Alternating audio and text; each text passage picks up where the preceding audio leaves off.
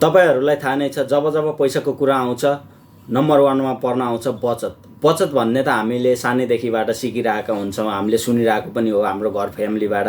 बचत गर्नुपर्छ, पैसा जम्मा गर्नुपर्छ, पैसा भोलि भविष्यमा काम लाग्न सक्छ, भोलि आपात विपतमा काम लाग्न सक्छ, भविष्यमा हाम्रो एउटा राम्रो बचत गर्ने बानीले चाहिँ भोलि गएर हाम्रा समस्याहरूलाई टार्न सकिन्छ भन्ने कुराहरू हामीले सुनिरहेका हौं।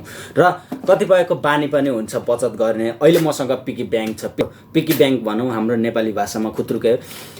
हामीले घर परिवारबाट सानैबाट सिकिआएको यो एउटा नम्बर 1 मा पर्ने बचत पिगी बैंक हो। खुत्रुकेमा पैसा खसाउने है।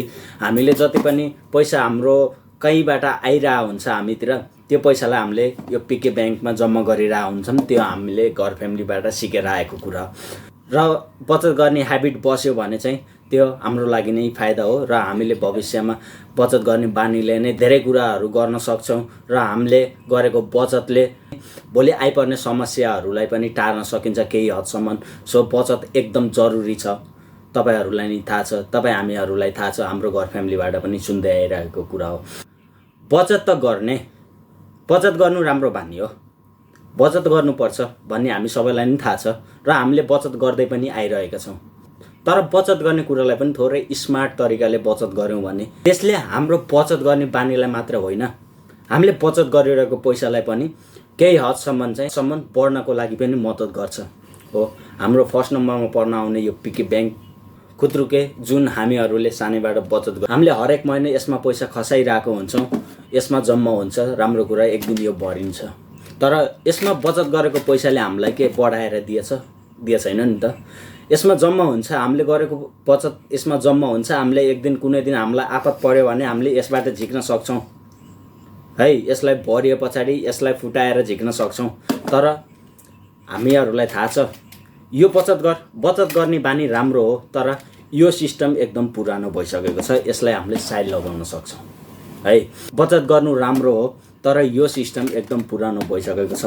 अब हामीले बचतलाई थोरै स्मार्ट तरिकाले गर्न सक्छौं। अरु ठाउँमा बचत गर्ने बानी बसाल्यौं भने हाम्रो बचत गरेको पैसाले हामीलाई बचत सँगसँगै बचतको ह्याबिट त बस्छ नै, त्यो बचत सँगसँगै हामीलाई केही हदसम्म थोरै बढाएर पनि दिन सक्छ हो। आज हामी त्यही विषयमा कुरा गर्नेछौं। नमस्ते, यहाँहरुलाई स्वागत छ।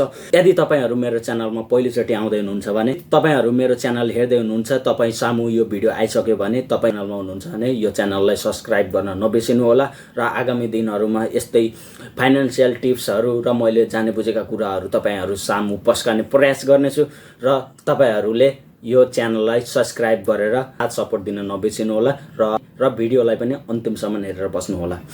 सो हामीले बचतको कुरा गर्यौं र आज म तपाईहरुलाई यस्तो 4 वटा कुराहरु बताउँछु जो हाम्रो बचतको लागि एकदम राम्रो हुन सक्छ हो। स्मार्ट तरिकाले बचत गर्ने हो भने नम्बर 1 मा, नम्बर 1 मा त हामीले बैंकमा नै पैसा हाल्छौं। बैंकले केही हदसम्म भए पनि ब्याज दर दिन्छ। अहिले नेपालका बैंकहरुमा 3 देखि 4% सम्म ब्याज दर दिइराछन्, त्यो पनि नर्मल सेभिङ अकाउन्टमा।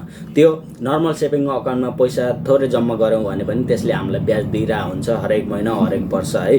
ब्याज दिइरा हुन्छ। त्यसलाई पनि हामीसँग अलि केही हदसम्म पैसा छ, अलि बढी पैसा छ भने हामीले त्यसलाई मुद्दती बनाएर हाल्न सक्छौं, जसलाई भन्छ फिक्स्ड डिपोजिट। फिक्स्ड डिपोजिट के हुन्छ भने नर्मल सेभिङ अकाउन्टले भन्दा थोरै केही हदसम्म बढी चाहिँ ब्याज दर दिने हुन्छ हो। त्यसैले हामीसँग भएको पैसालाई फिक्स्ड डिपोजिटमा हाल्न सकिन्छ। आफूसँग भएको केही हदसम्मको पैसा यदि तपाईलाई लामो समयसम्म त्यो पैसा चाहिँदैन भने त्यसलाई तपाईले फिक्स्ड डिपोजिटमा राख्नुपर्ने हुन्छ, किनकि नर्मल सेभिङ अकाउन्टमा भन्दा फिक्स्ड डिपोजिटमा राम्रो रिटर्न पाइरहेको हुन्छ एज अ इन्ट्रेस्ट रेट।